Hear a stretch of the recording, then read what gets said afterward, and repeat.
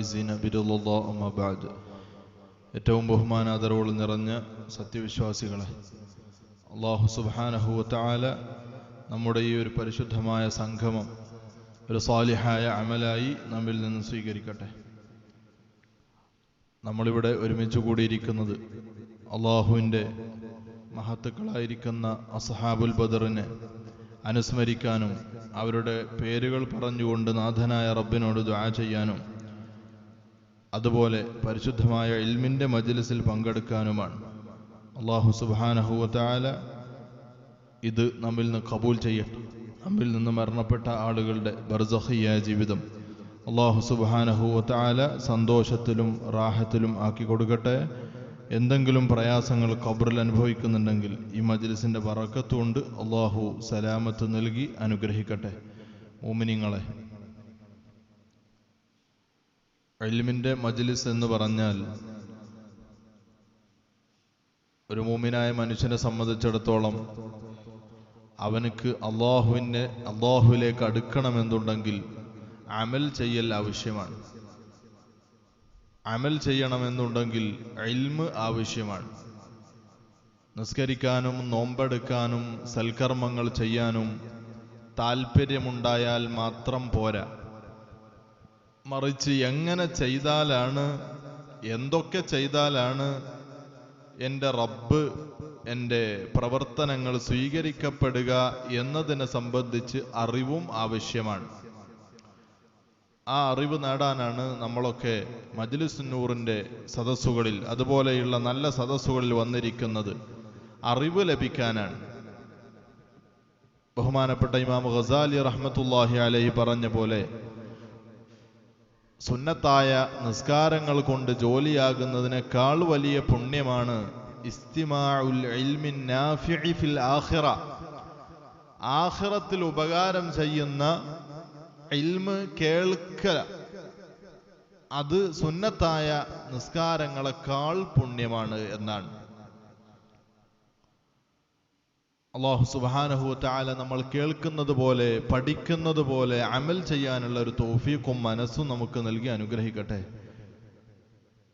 വളരെ പ്രധാനപ്പെട്ട 1, 2, 3 ചിന്തകൾ മാത്രമാണ് ഇന്ന് ഞാൻ നിങ്ങളുടെ മുമ്പിൽ പങ്കുവെക്കുന്നത്. നമ്മുടെ നാട്ടിൽ കൊറോണ വന്നപ്പോൾ അത് നമ്മളിലേക്ക് എത്തില്ല എന്ന് വിചാരിച്ച ആളുകളാണ് നമ്മളൊക്കെ. അത് ചൈനയിലാണ് എന്ന് പറഞ്ഞ് നമ്മൾ സമാധാനപ്പെട്ടു. പിന്നീട് അറേബ്യൻ രാജ്യങ്ങളിലേക്ക് അത് വ്യാപിച്ചു. അത് അവിടെയാണല്ലോ എന്ന് പറഞ്ഞ് നമ്മൾ ആശ്വസിച്ചു. പിന്നീട് അത് നമ്മുടെ രാജ്യത്തിലേക്ക് കടന്നു വന്നു. അപ്പോഴും നമ്മൾ വിചാരിച്ചു കേരളത്തിലേക്ക് എത്തില്ല. പിന്നീട് കേരളത്തിൽ വന്നു, മറ്റുള്ള ജില്ലകളിൽ വന്നു, നമ്മുടെ ജില്ലകളിൽ വന്നു. അപ്പോഴാണ് അവസാനം നമ്മുടെ വീട്ടിൽ വന്നു, അയൽപ്പക്കത്ത് വന്നു. അപ്പോഴാണ് കൊറോണ എന്ന ഈ മഹാമാരി എനിക്കും വരും, മുൻകരുതലുകൾ ആവശ്യമാണ് എന്നൊരു ബോധത്തിലേക്ക് നമ്മളൊക്കെ വന്നത്. എന്നതുപോലെയാണ് മനുഷ്യൻ മരണത്തെ കാണുന്നത്. മരണം അവിടെയും ഇവിടെയൊക്കെ ആളുകൾ മരിക്കുന്നു, അല്ലെങ്കിൽ അയൽപ്പക്കത്ത് മരിക്കുന്നു. എന്നാലും ഞാൻ മരിക്കും എന്നൊരു ചിന്ത നമ്മുടെ മനസ്സിൽ വരില്ല. മറിച്ച് നമ്മുടെ വീട്ടിൽ ഒരാൾ മരിക്കുമ്പോൾ, നമ്മുടെ ഉമ്മയും ബാപ്പയും മരിക്കുമ്പോൾ, ജ്യേഷ്ഠാനുജന്മാർ മരിക്കുമ്പോൾ, അപ്പോഴാണ് അല്ലാഹ് അടുത്തത് ഞാനാണല്ലോ എന്ന ഒരു ചിന്ത നമ്മളിലേക്ക് കടന്നു വരുന്നത്. മരണത്തെക്കുറിച്ചൊരു മനുഷ്യന് എപ്പോഴും ഓർമ്മ ഉണ്ടായാൽ അതിനു വേണ്ടിയുള്ള വിഭവ സമാഹരണം നടത്തിക്കൊണ്ടിരിക്കും. കൊറോണ വരുന്നുണ്ട് എന്ന് പറഞ്ഞപ്പോൾ നമ്മളോട് ഗവൺമെന്റ് പറഞ്ഞത് ആവശ്യമായ മുൻകരുതലുകൾ എടുത്തു വെക്കാനാണ്. കുറച്ചു കഴിഞ്ഞാൽ ഭക്ഷ്യ ധാന്യങ്ങൾ, പച്ചക്കറികളൊക്കെ കിട്ടാതാവും. പരമാവധി നേരത്തെ വാങ്ങി വെക്കാൻ നമ്മളോട് ബന്ധപ്പെട്ട ആളുകളൊക്കെ പറഞ്ഞപ്പോൾ വളരെ ആവേശപൂർവമാണ് നമ്മൾ അരി കൂടുതലായി സ്റ്റോക്കാക്കി വെച്ചത്. പച്ചക്കറികളൊക്കെ പരമാവധി വാങ്ങി വെച്ചു. ഇനി എത്രത്തോളാണ് ലോക്ക്ഡൗണ്, സാധനങ്ങൾ എത്രത്തോളം ലഭ്യമാവും എന്നതിനെ കുറിച്ച് അറിവില്ലായിരുന്നു. അതുകൊണ്ട് ശക്തമായ രീതിയിൽ വിഭവ സമാഹരണം നമ്മൾ നടത്തിയതുപോലെ ആഖിറം എന്ന യാത്രയ്ക്ക് വേണ്ടി, ഖബറിന് വേണ്ടി വിഭവ സമാഹരണം നടത്താൻ മൂമിനായ മനുഷ്യൻ ആവേണ്ടതുണ്ട്. എന്താണ് നാളെ കൊണ്ടുപോകാനുള്ളത്? എന്താണ് നമുക്ക് ഖബറിലേക്ക് ആവശ്യമുള്ളത്? എന്താണ് നാളെ ആഖിറത്തിലേക്ക് ആവശ്യമുള്ളത്? പടച്ച തമ്പുരാന്റെ ഹിസാബിന്റെ സമയത്ത് എന്താണ് നമുക്ക് ഉപകാരമുള്ളത്? അതാണല്ലോ നമ്മൾ കൊണ്ടുപോകേണ്ടത്. എന്താണത്? ഇത്രയും കാലം നമ്മൾ ഓടി നടന്ന ഈ ദുനിയാവിലെ എന്ത് സാധനമാണ് കൂടെ നമ്മൾ കൊണ്ടുപോകുന്നത്? കുറച്ച് തുണിക്കഷ്ണങ്ങളും പഞ്ഞികളുമല്ലാതെ നമ്മൾക്ക് ഇവിടുന്ന് കൊണ്ടുപോകാനില്ല.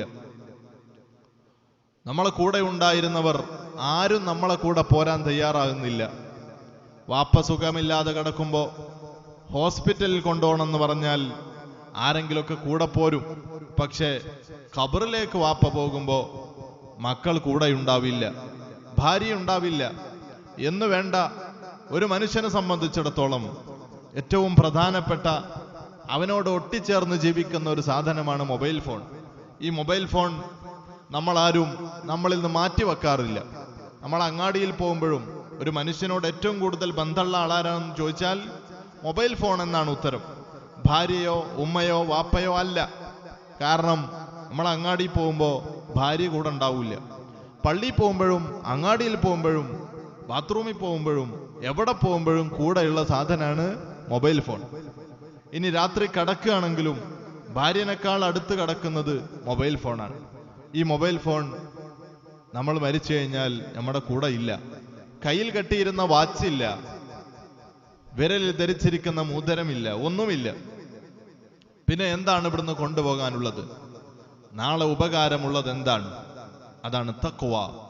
ബഹുമാനപ്പെട്ട ഇമാമുന ശാഫിഈ റളിയല്ലാഹു അൻഹു രാത്രി 3 ഭാഗിച്ച്, ഒരു ഭാഗം ഇൽമിനു വേണ്ടി, രണ്ടാമത്തെ ഭാഗം നിസ്കാരത്തിനു വേണ്ടി, മൂന്നാമത്തെ ഭാഗം ഉറക്കത്തിന് വേണ്ടി. നമ്മൾ ഉറങ്ങുന്നതിന്റെ 1/3 ഇമാം ശാഫിഈ റളിയല്ലാഹു അൻഹു ഉറങ്ങിയത്. ബഹുമാനപ്പെട്ടവർ പറഞ്ഞു, സവിദ് മിനത് തഖ്വാ ഫഇന്നക ലാ തദ്രി ഇദാ ജുന്ന ലൈലുൻ ഹൽ തഈശു ഇലൽ ഫജ്രി. തഖ്വ വേണ്ടതുപോലെ ശേഖരിച്ച മോനെ, രാത്രി ഇരുട്ടായാൽ നാളെ നേരം വെളുക്കുമോ, സുബ്ഹി വരെ നീ ഉണ്ടാകുമോ എന്ന് നിനക്കറിയില്ല. അതുകൊണ്ട് തഖ്വ കൂടെ കരുതിക്കോ മോനെ. എത്ര ആളുകളാണ് രാത്രി സന്തോഷത്തോടുകൂടെ ഭക്ഷണം കഴിച്ച് ഉറങ്ങി, രാവിലെ വീട്ടുകാർ ചെന്ന് വിളിക്കുമ്പോ എണീക്കുന്നില്ല, വാപ്പ ഉമ്മ എണീക്കുന്നില്ല, രാത്രി മരിച്ചുപോയി. ഒരുപാട് പ്ലാനിങ്ങുമായി കടന്നുറങ്ങിയതാണ്. നേരം വെളുത്തിട്ട് അവിടെ പോകണം, ഇവിടെ പോകണം, അത് ചെയ്യണം, ഇത് ചെയ്യണമെന്ന് കരുതിയവരാണ്. സുബഹിന്റെ സമയത്ത് വിളിച്ചു നോക്കുമ്പോ എണീക്കുന്നില്ല. ഇതാണ് മനുഷ്യന്റെ അവസ്ഥ. ബഹുമാനപ്പെട്ട ഇമാം ശാഫിഈ പറയുന്നു, വകം സാകിനിൻ ഇൻദ الصباحി ബിഖസ്രിഹി വഇൻദ المساء കാന മിൻ സാകിനിൽ ഖബ്രി. എത്ര ആളുകളാണ് രാവിലെ അവർ എണീറ്റപ്പോ അവർ അവരുടെ സുന്ദരമായ മണിമാളികകളെ പോലെയുള്ള കൊട്ടാരങ്ങൾ കണക്കെ പടുത്തുയർത്തപ്പെട്ട വീടിൽ, അവരുടെ വീടുകളിൽ സുഖമായി കഴിയുകയാണ്. രാവിലെ പ്രാതൽ കഴിക്കുന്നു, ഫാനുകൾ കിട്ടുന്നുണ്ട്, വെളിച്ചം കിട്ടുന്നുണ്ട്, എല്ലാ സുഖവുമുണ്ട്. വൈകുന്നേരമായപ്പോൾ അവർ ഖബറിലാണ്. അവിടെ വെളിച്ചമില്ല, ഫാനില്ല, ദാഹജലമില്ല, ഒന്നുമില്ല. ഇരുട്ടായ ആ ഖബറടക്കുള്ളിൽ കൂടെയുണ്ടായിരുന്നവർ ആരുമില്ല. അതുകൊണ്ട് ഫദാവിം അലാ തഖ്വൽ ഇലാഹി ഫഇന്നഹാ അമാനും മിനൽ അഹ്വാലി ഫീ മൗഖിഫിൽ ഹശ്രി. അതുകൊണ്ട് അല്ലാഹുവിനെ പേടിച്ച് ജീവിക്കണം മോനെ, അല്ലാഹുവിനെ പേടിച്ച് ജീവിക്കുക. തഖ്വ എവിടെ പോകുമ്പോഴും നിന്റെ കൂടെ ഉണ്ടാവട്ടെ. വീട്ടിലാവുമ്പോഴും അങ്ങാടിയിലാവുമ്പോഴും ഒറ്റക്കാവുമ്പോഴും കൂട്ടത്തിലാവുമ്പോഴും യാത്രയിലാവുമ്പോഴും നാട്ടിലാവുമ്പോഴും തഖ്വ നിന്റെ കൂടെ ഉണ്ടാവട്ടെ. പടച്ചവനെ പേടി. അത് അമാനും മിനൽ അഹ്വാലി ഫീ മൗഖിഫിൽ ഹശ്രി. നാളെ മഹ്ശറയിൽ അല്ലാഹുവിന്റെ മുമ്പിൽ ചെന്ന് നിൽക്കുമ്പോ മഹ്ശറിന്റെ ഭയാനകതകളിൽ നിന്ന് ഏകരക്ഷ തഖ്വ കൊണ്ടാണ്. ആ തഖ്വ ഉണ്ടാവട്ടെ. എന്താ മഹ്ശറിന്റെ അവസ്ഥ മുഅ്മിനീങ്ങളെ? ലക്ഷക്കണക്കിന് അപ്പുറത്ത് നിൽക്കുന്ന സൂര്യന്റെ ചൂട് ഇവിടെ നിന്ന് നമുക്ക് സഹിക്കാൻ കഴിയുന്നില്ല. നമ്മൾ അടുപ്പിൽ വിറക് കത്തിച്ച് ഒരു വെള്ളം ചൂടാക്കിയാൽ ആ പാത്രം തുണിക്കഷ്ണം കൂട്ടാതെ നമുക്ക് പിടിക്കാൻ കഴിയുന്നില്ല. ആ സമയത്ത് സൂര്യൻ തൊട്ട് മുകളിൽ വന്ന് നിൽക്കുമ്പോ നമ്മളിങ്ങനെ വെന്തുരുകുന്ന മഹ്ശറിന്റെ ഭയാനതകളിൽ നിന്ന്, ഭീകരതകളിൽ നിന്ന് നമുക്ക് രക്ഷയുള്ളത് തഖ്വ കൊണ്ടാണ്. ആ തഖ്വ നമ്മൾ മുറുകെ പിടിച്ച് ജീവിക്കണം. നാളെ ഖബറിലേക്കുള്ളത് അതാണ്, മഹ്ശറിലേക്ക് ആവശ്യം അതാണ്, സ്വർഗത്തിലെത്താൻ ആവശ്യം അതാണ്. അതുകൊണ്ട് പടച്ചവനെ പേടിച്ച് ജീവിക്കാൻ ബഹുമാനപ്പെട്ട ഇമാം ശാഫിഈ റളിയല്ലാഹു അൻഹു നമ്മളോട് വസിയ്യത്ത് ചെയ്യുകയാണ്. എൻ്റെ പ്രിയമുള്ളവരെ, പലപ്പോഴും വഅദ് കേൾക്കുമ്പോൾ നമുക്കൊക്കെ ഒരു മാറ്റം ഉണ്ടാകാറുണ്ട്. നാളെ മുതൽ നന്നാവണം, തഹജ്ജുദ് നിസ്കരിക്കണം, ദുഹാ നിസ്കരിക്കണം, എന്നും ഒരു 10 രൂപയെങ്കിലും സ്വതക്ക കൊടുക്കണം, പള്ളിയിലേക്ക് ജമാഅത്തിന് തന്നെ വരാൻ ശ്രദ്ധിക്കണം. പല തീരുമാനങ്ങളും ഉണ്ടാകാറുണ്ട്, പക്ഷേ നടക്കാറില്ല. എന്തുകൊണ്ട്?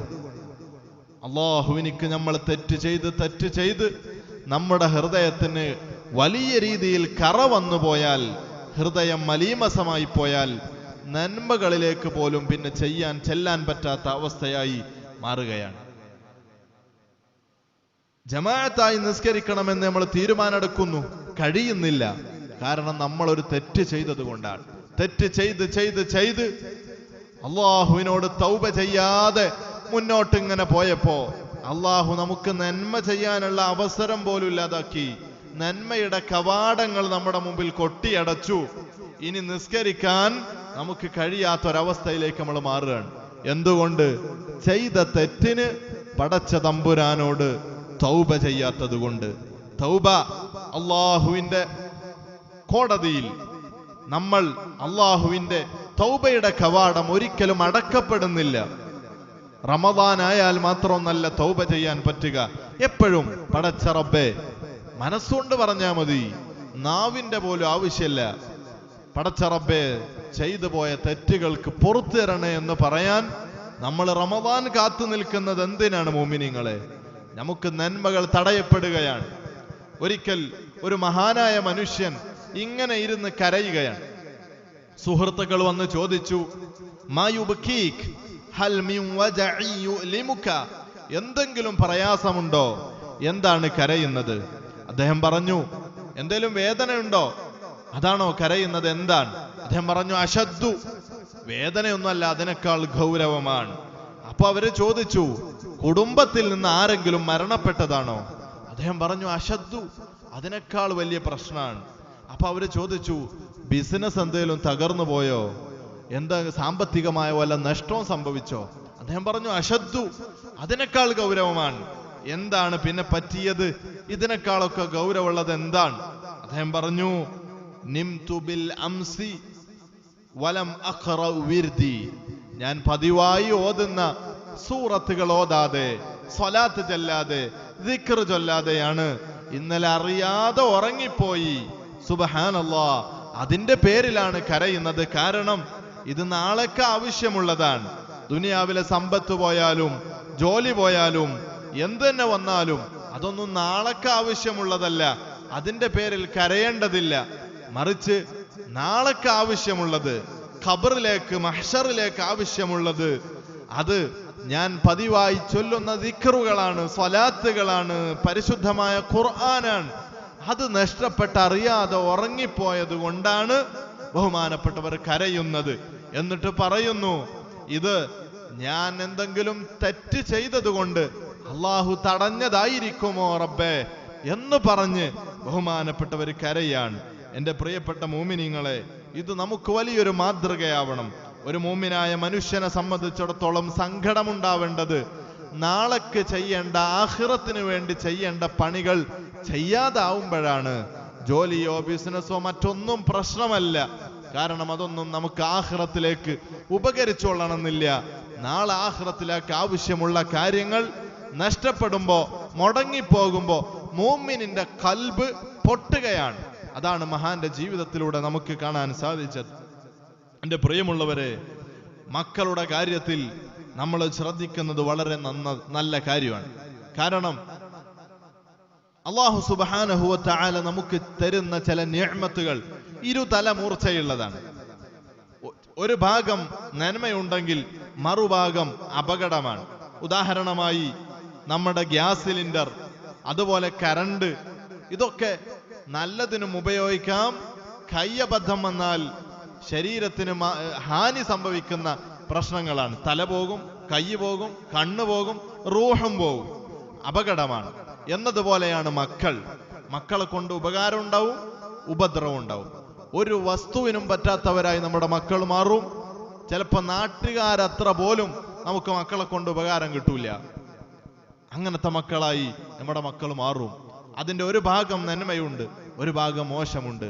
നമ്മൾ ചിന്തിച്ചു നോക്കുക. മക്കളുടെ കാര്യത്തിൽ ഒരു ശ്രദ്ധ നമുക്കൊക്കെ വേണം. ഒരുപാട് കാശ് ചെലവാക്കി നമ്മൾ മക്കളെ പഠിപ്പിക്കുന്നു, തിരക്കടില്ല.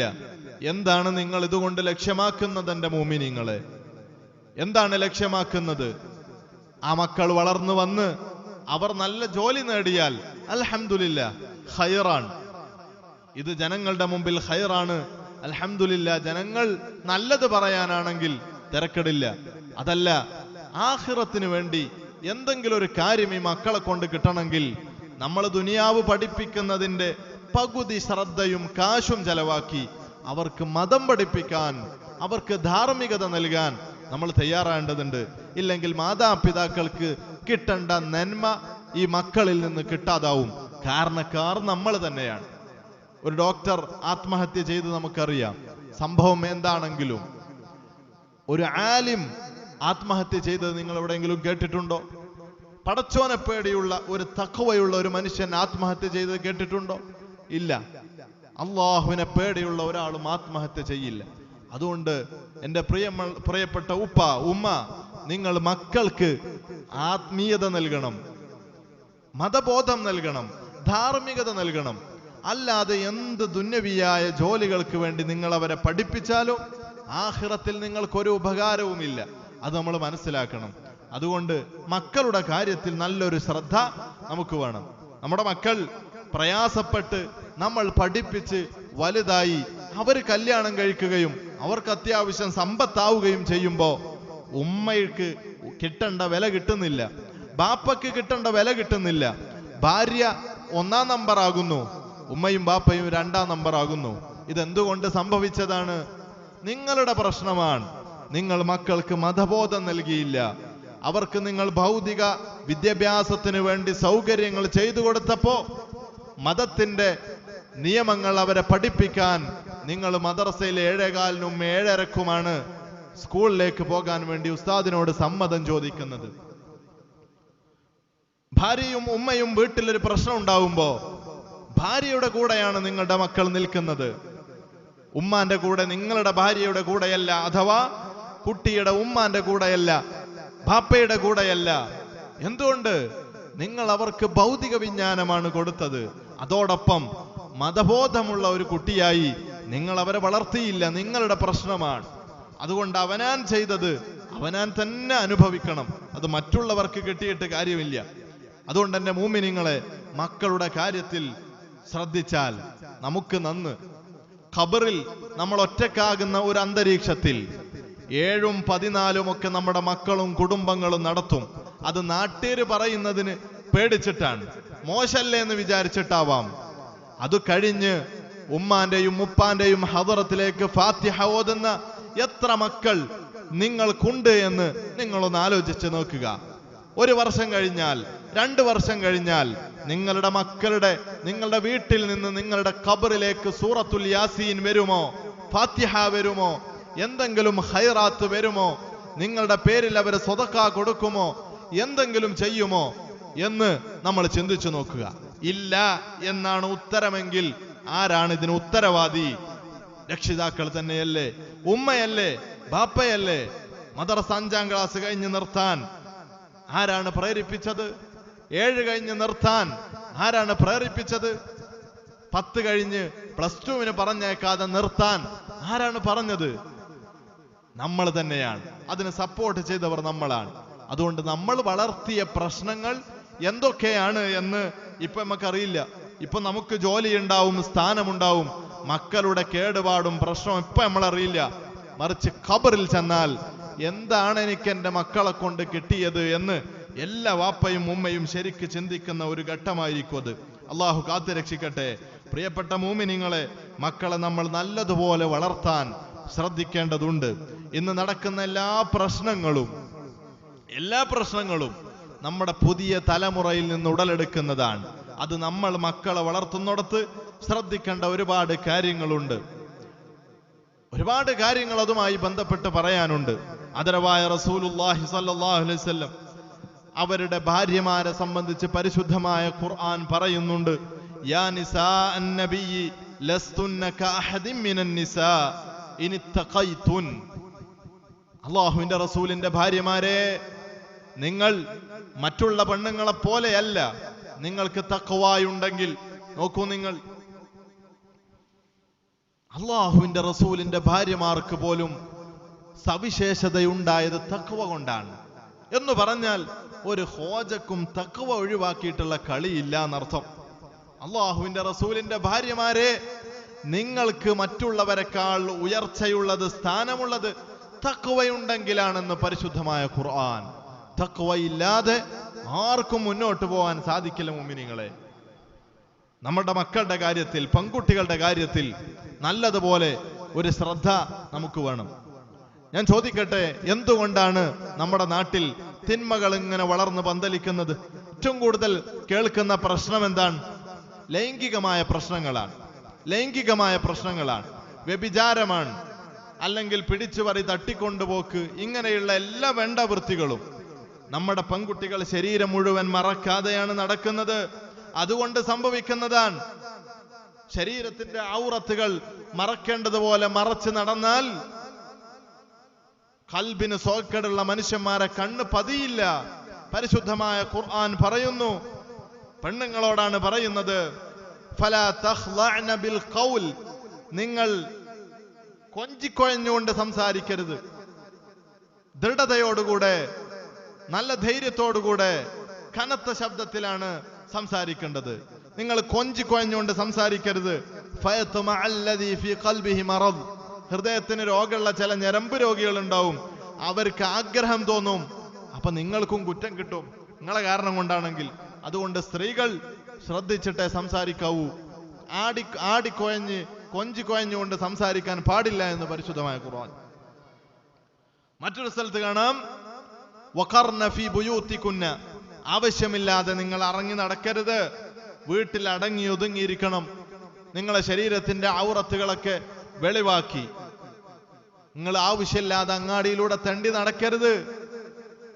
ഇന്ന് നമ്മുടെ പെണ്ണുങ്ങളല്ലേ ഷോപ്പിങ്ങിന് പോകുന്നത്. ഇത് ഭർത്താക്കന്മാരുടെ ബാധ്യതയാണ്, മക്കളുടെ ബാധ്യതയാണ്. സ്ത്രീകൾക്ക് ആവശ്യമുള്ള സാധനങ്ങൾ എടുത്തു കൊടുക്കുക. അങ്ങാടിയിലൂടെ തെണ്ടി നടക്കാൻ സ്ത്രീകളെ അനുവദിക്കാൻ പാടില്ല. വലാ തബറുജന തബറുജൽ ജാഹിലിയ്യത്തിൽ ഊല, പരിഷ്കാരമില്ലാത്ത കാലഘട്ടത്തിൽ സ്ത്രീകൾ ഇങ്ങനെ അലഞ്ഞു തിരിഞ്ഞ് നടന്നിരുന്ന പോലെ ശരീരത്തിന്റെ ഔറത്ത് മറക്കാതെ കൊതുക് വല കൊണ്ട് ഡ്രസ് ഉണ്ടാക്കി നെയ്ച്ച് നടന്നാൽ അതൊക്കെ വലിയ ആപത്തുകളിലേക്കാണ് ചെന്നെത്തുന്നത്. ഭൗതികമായ പ്രശ്നങ്ങളാണ് ഞാൻ പറയുന്നത്, ഉഖ്റവിയായ പ്രശ്നങ്ങളല്ല. ഭൗതികമായി ഇവിടെ നടന്നുകൊണ്ടിരിക്കുന്ന എല്ലാ വേണ്ടാവൃത്തികളുടെയും അടിസ്ഥാന കാരണം നമ്മുടെ പെൺകുട്ടികൾ ഔറത്ത് ശരിക്കും മറക്കാതെ പുറത്തിറങ്ങി നടക്കുന്നു എന്നതാണ്. ഈ കാര്യത്തിൽ നമ്മുടെ രക്ഷിതാക്കൾക്കൊക്കെ ശ്രദ്ധ വേണം. മറ്റൊരു കാര്യം ഞാൻ സൂചിപ്പിക്കുകയാണ്. മക്കളെ കെട്ടിച്ചു കൊടുക്കുമ്പോ നമ്മുടെ മക്കൾ പലപ്പോഴും നമ്മൾ സൂക്ഷ്മതയോടുകൂടെ വളർത്തി ജമാഅത്തും നിസ്കാരവും ശീലിപ്പിച്ച് സുന്നത്തുകളും ഇബാദത്തുകളും പരിശീലിപ്പിച്ച് വളർത്തിയ നമ്മളെ മക്കൾ ഏതോ ഒരുത്തന് കല്യാണം കഴിച്ചു കൊടുക്കുമ്പോ നമ്മുടെ പെൺകുട്ടി അവിടെ കേടുന്നു പോവാൻ, നമ്മുടെ പെൺകുട്ടിയുടെ ജീവിതം തകർന്നു പോവാൻ. ഇനി ആൺകുട്ടിയോ അങ്ങനെ തന്നെ ആയിക്കോട്ടെ, നല്ല ഇബാദത്തെടുത്ത് ജമാഅത്തിന് വരുന്ന നല്ലൊരു ചെറുപ്പക്കാരൻ അവൻ ഏതോ ഒരു പെണ്ണിനാണ് കല്യാണം കഴിക്കുമ്പോ അവർ രണ്ടാളും ജീവിതത്തിൽ ഏറ്റവും വലിയ ബന്ധം ഭാര്യയും ഭർത്താവുക. ആ ഭാര്യയെ കൊണ്ട് ഈ ഭർത്താവ് കേടുവരാൻ. ആ ഭാര്യയുടെ സ്വഭാവം, ദീനുമായി അവൾക്ക് ബന്ധമില്ല, അവൾക്ക് നിസ്കാരത്തിൽ ശ്രദ്ധല്ല, ആ സോക്കേട് ഈ നല്ല ചെറുപ്പക്കാരനിലേക്ക് പകരുകയാണ്. അതുകൊണ്ട് കല്യാണം കഴിച്ചു കൊടുക്കുമ്പോൾ ഒരു കാര്യം ശ്രദ്ധിക്കാണ്ട്, 10ാം ക്ലാസ് വരെ മദർസിൽ പഠിച്ചോ എന്നല്ല അന്വേഷിക്കേണ്ടത്, ഈ കുട്ടിക്ക് ദീനുണ്ടോ എന്നാണ്. നിസ്കാരം പഠിച്ചോ എന്നല്ല, നിസ്കരിക്കുന്നുണ്ടോ എന്നാണ്. നോമ്പ് പഠിച്ചോ എന്നല്ല, നോമ്പ് നോൽക്കുന്നുണ്ടോ എന്നാണ്. ഔറത്ത് മറക്കാൻ പഠിച്ചോ എന്നല്ല, മദർസിൽ പഠിച്ചോ എന്നല്ല, ഇത് ചെയ്യുന്നുണ്ടോ എന്നാണ്. കുട്ടിക്ക് ദീനുണ്ടോ? ആണായാലും പെണ്ണായാലും നമ്മുടെ ഒരു ശൈലി എന്താണ്? മദർസിൽ പഠിച്ചോ, 5ാം ക്ലാസ് പാസ്സായോ, 10ാം ക്ലാസ് പാസ്സായോ, അതുകൊണ്ട് എന്ത് കാര്യം? ഇത് ചെയ്യുന്നുണ്ടോ എന്നാണ് അന്വേഷിക്കേണ്ടത്. നിസ്കരിക്കുന്നുണ്ടോ, പഠിച്ചതനുസരിച്ച് പ്രവർത്തിക്കുന്ന കുട്ടിയാണോ എന്നാണ് നമ്മൾ ശ്രദ്ധിക്കേണ്ടത്. ഇല്ലെങ്കിൽ ഈ കുട്ടിയുടെ ഭാവി പോവാൻ, ആണായാലും പെണ്ണായാലും. അത് രക്ഷിതാക്കളുടെ ബാധ്യതയാണ് എന്നാണ് നമ്മൾ മനസ്സിലാക്കേണ്ടത്. രക്ഷിതാക്കളുടെ ബാധ്യതയാണ് അവന്റെ മകൾക്കോ മകനിക്കോ നല്ല രീതിയിലുള്ള ഒരു ഇണയെ കണ്ടെത്തി കൊടുക്കുക എന്നുള്ളത്. ഏതെങ്കിലും ഒരു ചെക്കനിട്ട് പിടിച്ച് കെട്ടിച്ചലല്ല, ഏതെങ്കിലും ഒരു പെണ്ണിനേറ്റ് കെട്ടിച്ചലല്ല. ഇത് ദീനനുസരിച്ച് നടക്കുന്ന ആളാണോ എന്ന് നോക്കിയിട്ട് വേണം കല്യാണം കഴിക്കാൻ. ഇവര് രണ്ടാളും കൂടുമ്പോ ഒരാളെ കൊണ്ട് മറ്റാള് കേടന്നാൽ ആർക്കാ നഷ്ടം? മാതാപിതാക്കൾക്ക് നഷ്ടം ഉണ്ടാവും, വീട്ടിൽ നിൽക്കാൻ സ്വൈരം ഉണ്ടാവില്ല, മരിച്ചതിന് ശേഷം തിരിഞ്ഞു നോക്കൂല. ഈ കുട്ടികളുടെ കാര്യം അപകടത്തിലാണ്. അതുകൊണ്ട് ദീനനുസരിച്ച് ജീവിക്കുന്ന ആളുകൾക്കാണ് നമ്മൾ കല്യാണം കഴിച്ചു കൊടുക്കേണ്ടത്. അതിനൊരു സംഭവം ഞാൻ പറയാം. ബഹുമാനപ്പെട്ട സഈദ് റളിയല്ലാഹു അൻഹു ഹിജ്റ ആദ്യ നൂറ്റാണ്ടിൽ ജീവിച്ച മഹാനാണ്, താബിഈയാണ്. സഈദ് എന്ന് പറയുന്ന ചെറുപ്പക്കാരൻ നല്ല രീതിയിൽ ജീവിക്കുന്ന ഒരു മനുഷ്യനാണ്. കൃത്യമായി ജമാഅത്തിന് വരും, എല്ലാ ഇബാദത്തുകളിലും വല്ലാത്ത ശ്രദ്ധയാണ്. ഒന്നാമത്തെ സൊഫിൽ തന്നെ ജമാഅത്തിനുണ്ടാവും. തക്ബീറത്തുൽ ഇഹ്റാം ഇമാമിന്റെ കൂടെ തന്നെ. ഇമാം കെട്ടിയ ഉടനെ തക്ബീർ കേട്ടതിന് വലിയ പുണ്യുണ്ട്. അങ്ങനെയൊക്കെ ചെയ്യുന്ന നല്ലൊരു ചെറുപ്പക്കാരനായ സഈദ് വളർന്നു വന്നു. വലിയ വലിയ മഹാന്മാരുടെ അടുത്ത് പോയി കിതാബ് ഓതി ദർസ് പഠിച്ചു. സയ്യിദ് ഇബ്നു സാബിത്ത് റളിയല്ലാഹുവിന്റെയും ഇബ്നു അബ്ബാസ് തങ്ങളുടെയും ഇബ്നു ഉമർ റളിയല്ലാഹുവിന്റെ ഒക്കെ അടുത്ത് പോയിട്ടാ ദീന് പഠിച്ചത്. ഉസ്മാൻ റളിയല്ലാഹു, അലി റളിയല്ലാഹു, സുഹൈബ് റളിയല്ലാഹു അടക്കമുള്ള സ്വഹാബത്തിന്റെ അടുത്തുനിന്ന് പലപ്പോഴും ഹദീസ് കേൾക്കുകയും പഠിക്കുകയും ചെയ്തു സഈദ് വളർന്നു വന്നു. എല്ലാവർക്കും ആകർഷണീയമായ മുഖം, നല്ല സുന്ദരനായ ഒരു ചെറുപ്പക്കാരൻ. ആർക്കും മകളെ കെട്ടിച്ചു കൊടുക്കാൻ പറ്റുന്ന രീതിയിലുള്ള നല്ല എല്ലാം കൊണ്ടും ഒത്തിണങ്ങിയ ഒരാളാ സഈദ്. ഖുറൈശികളിൽ നിന്ന് വേണമെങ്കിൽ കല്യാണം കഴിക്കാൻ പറ്റുന്ന ആളാ സഈദ്. പക്ഷെ സഈദ് ആരെയാണ് കല്യാണം കഴിച്ചത്? സഈദ് റളിയല്ലാഹു അൻഹു കല്യാണം കഴിച്ചത് പാവപ്പെട്ട അബൂ ഹുറൈറ റളിയല്ലാഹു അൻഹുവിന്റെ മകള്. അബൂ ഹുറൈറ റളിയല്ലാഹു അൻഹു പാവപ്പെട്ട സ്വഹാബിയ. അള്ളാഹുവിന്റെ റസൂലിന്റെ ഹദീസുകൾ ഈ ലോകത്തേക്ക് നമ്മളിലേക്കൊക്കെ എത്താൻ പ്രധാന കാരണക്കാരൻ അബൂ ഹുറൈറ റളിയല്ലാഹു അൻഹു. പഠിക്കാൻ വേണ്ടി ഇറങ്ങി തിരിച്ച മനുഷ്യനെ, വേറെ പണിയില്ല. പലപ്പോഴും ഭക്ഷണം കിട്ടായിട്ട് റോട്ടിൽ ബോധം കെട്ട് കിടക്കുന്നത് സ്വഹാബത്ത് കണ്ടിരുന്നു. ഒരേ ഒരു ചിന്ത, അള്ളാഹുവിന്റെ റസൂലിന്റെ ഹദീസുകൾ ലോകത്തേക്ക് എത്തിച്ചു കൊടുക്കണം. അതിനു വേണ്ടി പെന്നും പുസ്തകം എടുത്ത്, പെന്നല്ല അന്നത്തെ കാലത്ത് എഴുതാനുള്ള സാധനം, അതും ഇതും ഏടുമെടുത്ത് നടക്കുന്ന പണിയാണ് അബൂ ഹുറൈറ റളിയല്ലാഹു അൻഹു. പാവപ്പെട്ടവനായ അബൂ ഹുറൈറ റളിയല്ലാഹു അൻഹുവിന്റെ മകളെയാണ് സഈദ് കല്യാണം കഴിക്കുന്നത്. എന്തേ കാരണം? അബൂ ഹുറൈറ റളിയല്ലാഹു അൻഹു ദീനുണ്ട്, മുസ്തഫ നബിന്റെ അനുചരനാണ്, സ്വഹാബിയാണ്, നല്ല മനുഷ്യനാണ്. ആ ഒരു ഗുണം മകളിൽ ഉണ്ടാവുമല്ലോ. മകളുടെ ദീന് നോക്കിയിട്ടാണ് കല്യാണം കഴിച്ചത്. തുങ്കഹുൽ മർഅതു ലിഅർബഇ ഖിസാൽ. നമുക്കൊക്കെ അറിയാം, നമ്മൾ പലപ്പോഴും സാമ്പത്തികമായ ഭദ്രത മാത്രമാണ് നോക്കുന്നത്. നമ്മളെപ്പോലെ സാമ്പത്തികമായി സെറ്റപ്പുള്ള ആളാണോ എന്നാ നോക്കുന്നത്. മദർസയിലെ 5ാം ക്ലാസ് പാസ്സായോ 10ാം ക്ലാസ് പാസ്സായോ അതുകൊണ്ടൊരു കാര്യമില്ല. മദർസയിൽ പാസ്സായാൽ കാര്യമില്ല. അതുകൊണ്ട് അമൽ ചെയ്യുന്ന ആളാണോ, ദീനനുസരിച്ച് നടക്കുന്ന ആളാണോ, പുറത്ത് ഇറങ്ങുമ്പോ ഔറത്ത് മറച്ചിറങ്ങണ പെൺകുട്ടിയാണോ, അതുപോലെ ആൺകുട്ടിയാണെങ്കിലും ഈ കാര്യമാണ് മാതാപിതാക്കളുടെയും രക്ഷിതാക്കളുടെയും ബാധ്യതയായി നമ്മൾ മനസ്സിലാക്കേണ്ടത്. ഈ സഈദ് റളിയല്ലാഹു അൻഹു കല്യാണം കഴിച്ചു, ഭാര്യയുമായിട്ട് സുന്ദരമായ രീതിയിൽ ജീവിച്ചു. ആ വൈവാഹിക ജീവിതത്തിൽ അവർക്കൊരു കുട്ടിയുണ്ടായി. ആ കുട്ടി വളർന്നു വന്നു, കുട്ടിക്ക് വിവാഹപ്രായമായി, കല്യാണം കഴിക്കണം. സഈദ് റളിയല്ലാഹു അൻഹു അപ്പോഴേക്കും മദീനയിലെ മഹാപണ്ഡിതനായി മാറിയിരിക്കുന്നു. മദീന പള്ളിയിൽ ദർസ് നടത്തിയിരുന്ന ഇങ്ങനെ ഹൽക്കകളായിട്ട് ആ ദർസ് നടക്കുക. അവിടെ ഒരു ഷെയ്ഖ്, ഇവിടെ ഒരു ഷെയ്ഖ്. അതിലൊന്ന് സഈദ് ബിൻ മുസയ്യിബ് റളിയല്ലാഹു അൻഹു, മദീനയിലെ വലിയ മുദർരിസ്, മുഫ്തിയാണ്. മദീന എന്ന് പറയുമ്പോൾ ഇസ്ലാമിക് ഭരണകൂടത്തിന്റെ കേന്ദ്രം കൂടിയായതുകൊണ്ട് ലോകത്തിന്റെ വലിയ മുഫ്തിയാണ് ബഹുമാനപ്പെട്ട സഈദ് റളിയല്ലാഹു അൻഹു. അതുകൊണ്ട് പ്രതാപമുണ്ട്, വേണ്ടവോളം പണമുണ്ടായിരിക്കും. ഈ സഈദ് റളിയല്ലാഹു അൻഹു മകളെ കെട്ടിച്ചുകൊടുത്ത ആർക്കാണ്? മനസ്സിലാക്കണം നമ്മൾ. ആർക്കാണ് മകളെ കെട്ടിച്ചുകൊടുത്തത്? സുന്ദരിയായ മകൾ. എല്ലാവർക്കും അവളെ കിട്ടണമെന്ന ആഗ്രഹമുണ്ട്. പല കുടുംബങ്ങളും ബന്ധപ്പെട്ടു. അള്ളാഹുവിന്റെ പരിശുദ്ധമായ ഖുർആൻ ഹിഫ്ളുള്ള പെണ്ണ്, മുസ്തഫ നബി സല്ലല്ലാഹു അലൈഹി വസല്ലമിന്റെ ഹദീസുകളൊക്കെ റിപ്പോർട്ട് ചെയ്ത പെൺകുട്ടി, ഭർത്താവിനോടുള്ള ബാധ്യതകൾ കൃത്യമായി അറിയുന്ന പെൺകുട്ടി. സുബ്ഹാനല്ലാഹ്, ആർക്കാണ് ഈ പെൺകുട്ടിയെ കെട്ടിച്ചുകൊടുത്തത്? ഇസ്ലാമിക് ഭരണകൂടത്തിന്റെ ഖലീഫ അന്ന് അബ്ദുൽ മലിക് ബിൻ മർവാനാണ്. അബ്ദുൽ മലിക് ബിൻ മർവാൻ അദ്ദേഹത്തിന്റെ മകനായ വലീദിന് വേണ്ടി ഈ പെൺകുട്ടിയെ വിവാഹം അന്വേഷിച്ചു. സഈദ് റളിയല്ലാഹുവിന്റെ മകളെ അബ്ദുൽ മലിക് ബിൻ മർവാൻ എന്ന് പറയുന്ന ഭരണാധികാരി, പ്രധാനമന്ത്രി മകനക്ക് വേണ്ടി വിവാഹാലോചന നടത്തിയപ്പോ സഈദ് റളിയല്ലാഹു പറഞ്ഞു, ഞാൻ കെട്ടിച്ചേരൂല. അതിന്റെ പേരിൽ അദ്ദേഹത്തെ പീഡിപ്പിച്ചു, ജനമധ്യത്തിലിട്ട് അവഹേളിച്ചു, ശരീരത്തിലേക്ക് വെള്ളമൊഴിച്ചു, തണുത്ത സമയത്ത് 100 അടി അടിച്ചു എന്നൊക്കെ ചില ചരിത്ര ഗ്രന്ഥങ്ങളിൽ കാണുന്നുണ്ട്. മകളെ കെട്ടിച്ചു കൊടുക്കാത്തതിന്. ആർക്ക്? ഭരണാധികാരിയുടെ, പ്രധാനമന്ത്രിയുടെ മകനക്ക്. പിന്നെ എന്താണ് സംഭവിച്ചത്? പ്രിയമുള്ളവരെ, ഈ മകളെ ആർക്കാണ് കെട്ടിച്ചു കൊടുത്തത്? പലരും ചോദിച്ചു, കെട്ടിച്ചു കൊടുത്തില്ല. ഒരു കഥ ഞാൻ പറയാം. ബഹുമാനപ്പെട്ട അബൂ വദാഅ റളിയല്ലാഹു അൻഹു. അബൂ വദാഅ ഒരു പാവപ്പെട്ട മനുഷ്യനാണ്. അദ്ദേഹം സഈദ് റളിയല്ലാഹുവിന്റെ മജ്ലിസിൽ വരാറുള്ള ആളാണ്.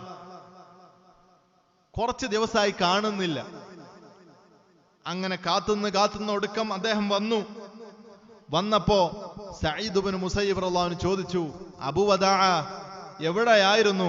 കുറെ ദിവസമായി, ക്ലാസ്സിനൊക്കെ ലീവാണല്ലോ. അദ്ദേഹം പറഞ്ഞു, എന്റെ ഭാര്യ മരിച്ചുപോയി.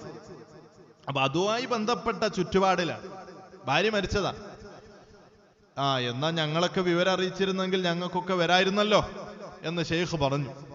അതിനുശേഷം ആളുകളൊക്കെ നീച്ചു പോവാൻ നിന്നപ്പോ അബൂ വദാഅനോട് പറഞ്ഞു, അവിടെ ഇരിക്കും. എല്ലാരും പോയതിനു ശേഷം കുറച്ച് ആളുകൾ മാത്രമേ ഉള്ളൂ അവിടെ. ചോദിച്ചു, ഇനിയൊരു കല്യാണം കഴിക്കാൻ ആഗ്രഹമുണ്ടോ അബൂ വദാഅ? അബൂ വദാഅ പറഞ്ഞു, വമൻ യുസവ്വിജുനി ഇബ്നതഹു വഅന ശാബുൻ നശഅ യതീമൻ വആശ ഫഖീറൻ. ആരെ എനിക്ക് കല്യാണം കഴിച്ചു തരിക? ഞാൻ യതീമായി വളർന്നവനാണ്, ഫഖീറായി ജീവിക്കുന്നവനാണ്. എൻ്റെ അടുത്ത് 2-3 ദിർഹമാ ഉള്ളത്. ഒന്നുമില്ലാത്ത ഫഖീറ ആരെ എനിക്ക് കല്യാണം കഴിച്ചു തരിക എന്ന് അബൂ വദാഅ ചോദിക്കുകയാണ്. അപ്പൊ ഷെയ്ഖ് സഈദ് റളിയല്ലാഹു അൻഹു പറയാൻ, ഞാൻ കല്യാണം കഴിച്ചു തരടോ, ഞാൻ നിനക്ക് എന്റെ മകളെ കല്യാണം കഴിച്ചു തരാം. സുബ്ഹാനല്ലാഹ്, അബൂ വദാഅ പറയാണ്, ഞാൻ അങ്ങ് സ്റ്റക്കായി പോയി. ഒരു പ്രതീക്ഷയില്ല. രണ്ടാമത്തെ വിവാഹ, ഒരു മുതലുമില്ല. ആരാണ് കല്യാണം കഴിച്ചു കൊടുക്കുന്നത്? ലോകത്തിലെ ഏറ്റവും വലിയ പണ്ഡിതൻ ബഹുമാനപ്പെട്ട സഈദ് ഇബ്നു മുസയ്യിബ് റളിയല്ലാഹു അൻഹു, അബൂ ഹുറൈറ റളിയല്ലാഹു അൻഹുവിന്റെ മരുവൻ. ഞാൻ അങ്ങനെ സ്റ്റക്കായി പോയി. ഒരിക്കലും പ്രതീക്ഷിക്കാത്ത സംഭവം. വീണ്ടും ഞാൻ ചോദിച്ചു, ഇന്റെ കാര്യങ്ങളൊക്കെ മനസ്സിലാക്കിയിട്ട് തന്നെയാണോ ഷെയ്ഖ് ഇങ്ങനെയൊക്കെ പറയുന്നത്? നിങ്ങളെ മോൾ എനിക്ക് കെട്ടിച്ചേര്. എന്താണ് ഞാൻ കേൾക്കുന്നത്? ബഹുമാനപ്പെട്ട സഈദ് ഇബ്നു മുസയ്യിബ് റളിയല്ലാഹു അൻഹു പറഞ്ഞൊരു കാര്യം, ഞങ്ങൾ ഒരു മനുഷ്യനിൽ ദീനുണ്ട് എന്ന് കണ്ടാൽ, നല്ല സ്വഭാവക്കാരനാണെന്ന് കണ്ടാൽ ഞങ്ങൾ കെട്ടിച്ചൊടുക്കും. വേറെ വർത്താനല്ല, അത് ഞങ്ങളുടെ ശീലം അങ്ങനെയാണ് എന്ന് ബഹുമാനപ്പെട്ട സഈദ് റളിയല്ലാഹു അൻഹു പറയാണ്. എന്നിട്ട് അടുത്തുള്ളവരൊക്കെയാണ് വിളിച്ചു ഇങ്ങോട്ട് വരുന്നത്. കൈ കൊടുത്തു, നിക്കാഹ് ചെയ്ത് കൊടുക്കുകയാണ്. എന്താ മഹർ? നേരത്തെ പറഞ്ഞല്ലോ എൻ്റെ അടുത്ത് 2-3 ദിർഹമുള്ളൂ ആകെ. 2 റുപ്യക്ക് മോളെ കെട്ടിച്ചു കൊടുക്കുക. 2 ദിർഹമിന് മോളെ കെട്ടിച്ചു കൊടുക്കുക. അബൂ വദാ റളിയല്ലാഹു അൻഹു ആകെ അത്ഭുതപ്പെട്ടു പോയി. ഒരിക്കലും വിശ്വസിക്കാൻ കഴിയുന്നില്ല. കല്യാണം കഴിഞ്ഞത് വിശ്വസിക്കാൻ പറ്റണില്ല. വീട്ടിൽ പോയി നോമ്പുള്ള കാര്യമൊക്കെ മറന്നിരുന്നു. ബാങ്ക് കൊടുത്ത് നിസ്കരിച്ച് അപ്പോഴാ ഓർമ്മ വന്ന് ഭക്ഷണമൊക്കെ ഉണ്ടാക്കി കഴിച്ച്. മനസ്സിൽ ഈ ഒരു ചിന്തയാണ്, ഇനി കല്യാണം നടത്താൻ എവിടുന്ന് കടം വാങ്ങും? വലീമത്ത് കൊടുക്കണല്ലോ, എവിടുന്ന് ആരോട് കടം ചോദിക്കും? ഇങ്ങനെ ടെൻഷനിൽ നിൽക്കുന്ന സമയത്താണ് വാതിലിന് മുട്ടൽ കേൾക്കുന്നത്. വാതിലിന് മുട്ടുന്നു. ആരാണെന്ന് ചോദിച്ചു. സഈദാണെന്ന് പറഞ്ഞു. അബൂ വദാ റളിയല്ലാഹു അൻഹു പറയാണ്, ഞാൻ എല്ലാ സഈദിന്റെ മനസ്സ് കൊണ്ടുവന്നു, അറിയണ എല്ലാ സഈദിനും കൊണ്ടുവന്നു. എന്റെ ഉസ്താദ് സഈദ് ഇബ്നുൽ മുസയ്യബാണെന്ന് ഒരിക്കലും പ്രതീക്ഷിച്ചില്ല. കാരണം അദ്ദേഹത്തെ 40 വർഷമായിട്ട് പള്ളിയുടെയും അദ്ദേഹത്തിന്റെ വീടിന്റെയും ഇടയിലല്ലാതെ എവിടെയും കാണൂല. ഒന്നിരിക്കൽ പള്ളിയിലുണ്ടാവും, അല്ലെ വീട്ടിലുണ്ടാവും, അല്ലെ അതിന്റെ ഇടയിലുണ്ടാവും. 40 കൊല്ലമായിട്ട് വേറെ എവിടെയും പോവാത്ത മനുഷ്യന് എന്റെ വീട്ടിൽ വരുന്നു പ്രതീക്ഷിച്ചില്ല. പെട്ടെന്നാണ് ഞാൻ സഈദ് ഇബ്നുൽ മുസയ്യബാണെന്ന് പറയുന്നത്. അത്ഭുതപ്പെട്ടു, അത്ഭുത സ്തബ്ധനായി തൂണ് പോലെ നിൽക്കുന്ന അബൂ വദാഅക്ക് മുമ്പിൽ സഈദ് റളിയല്ലാഹു അൻഹു വരികയാണ്. എന്നിട്ട് പറഞ്ഞു, ഞാൻ എൻ്റെ മകളെ ശരഈയായ രീതിയിലാണ് എനിക്ക് കെട്ടിച്ചെന്ന്. ഇനി അവൾ അവിടെയും നീ ഇവിടെയും നിൽക്കുന്നതിന് അർത്ഥമല്ല. അതുകൊണ്ട് ഞാൻ മകളെ കൂട്ടി വന്നതാണ്. അങ്ങനെ മകൾ അവിടെ ആക്കി കൊടുക്കണം. മാതൃകാപരമായ കല്യാണം. നമ്മൾ ആഡംബരമായി കല്യാണം കഴിക്കാതിരിക്കുന്നവർക്കൊരു മാതൃകയാണ്. ഇപ്പൊ പല ആളുകളും ആ ഒരു രീതി സ്വീകരിക്കുന്നത്. ആഡംബര കല്യാണങ്ങൾ ലക്ഷങ്ങൾ പൊടിപൊടിക്കുന്ന ഒഴിവാക്കി പാവപ്പെട്ട പെൺകുട്ടികൾക്ക് നിക്കാഹ് ചെയ്തു കൊടുക്കാനുള്ള അവസരം ഉണ്ടാക്കി കൊടുക്കുക, അവരെ കെട്ടിച്ചു കൊടുക്കുക. അല്ലെങ്കിൽ ഡയാലിസ് സെന്ററിലേക്ക് അതിന്റെ മെഷീനും കാര്യങ്ങളൊക്കെ വാങ്ങിക്കൊടുക്കുന്ന പുതിയ തലമുറയിൽ നല്ല നല്ല ചെറുപ്പക്കാര് ഈ ഒരു താല്പര്യത്തോടുകൂടെ കടന്നു വരുന്നുണ്ട്. ആ രീതിയിലുള്ള ഒരു കല്യാണമാണ്. ആണ് കൂട്ടിക്കൊണ്ടുപോവുക, ആരുമില്ല, വാപ്പ മകളെയും കൂട്ടി ആ വീട്ടിലേക്ക് പോവുകയാണ്. മാതൃകാപരമായ കല്യാണം നടത്തി. സുബ്ഹാനല്ലാഹ്, നോക്കൂ നിങ്ങൾ, സഈദ് റളിയല്ലാഹു അൻഹു എന്ന് പറയുന്ന ലോകത്തറിയപ്പെടുന്ന പണ്ഡിതൻ, ഏറ്റവും വലിയ പ്രതാപിയായ മനുഷ്യൻ, എല്ലാമുള്ള ആള്, സ്വന്തം മകളെ കെട്ടിച്ചു കൊടുത്ത് പാവപ്പെട്ട ദരിദ്രനായ യതീമായി വളർന്ന അബൂ വദാഅക്കാണ്. അത് 2ാം കല്യാണമാണ്. എന്താണ് ഇവിടെ നോക്കിയത്? ദീനാണ്. അബൂ വദാഅക്ക് ദീനുണ്ട്, അബൂ വദാഅക്ക് നല്ല സ്വഭാവമുണ്ട്. ഇതാണ് ബഹുമാനപ്പെട്ട സഈദ് റളിയല്ലാഹു അൻഹു നോക്കിയത്. വീട്ടിന്റെ മേലെ കയറി അബൂ വദാഅ എല്ലാരെയും വിളിച്ചു പറഞ്ഞു, സഈദ് ഇബ്നുൽ മുസയ്യിബ് എനിക്കിന്ന് കല്യാണം കഴിച്ചു തന്ന് മകളെ ഇതാ കൊണ്ടുവന്നിരിക്കുന്നു, അതുകൊണ്ട് എല്ലാരും വരുന്നു പറഞ്ഞു. അപ്പൊ അത് കേൾക്കുന്ന പെണ്ണുങ്ങൾ പറയാ, എന്താ ഉറക്കത്തി പറയണോ? സഈദ് ഇബ്നുൽ മുസയ്യിബ് അനക്ക് മകളെ കെട്ടിച്ചേര്, 2ാം ഘട്ടാണ്, അനക്ക് സഈദ് ഇബ്നുൽ മുസയ്യിബ് ഉണ്ട്, മകളെ കെട്ടിച്ചേരിന് എന്ത് വർത്താനം പറയണ, ഉറക്കത്തി പറയാണോ എന്ന് ചില ആളുകൾ ചോദിക്കാം.